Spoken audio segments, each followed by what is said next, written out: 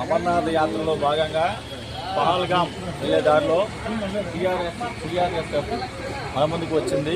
చూసాక army vehicle ప్రతి అడుగునా సరే ఆర్మీ దళాల మధ్యలో మన యాత్ర కొనసాగుతూ ఉంది.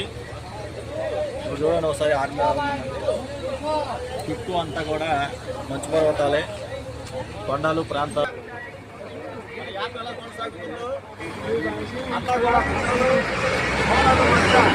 మన అమర్నాథ్ యాత్ర మనకు మొదలైంది.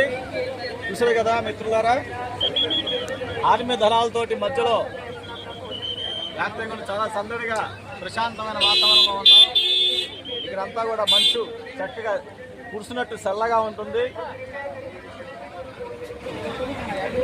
ప్రస్తుతానికి మనం కొంతసేపు రెస్ట్ తీసుకోవడానికి ఇక్కడ ఆగాము. చూడండి యాత్రలు ఎలా ఉన్నారో.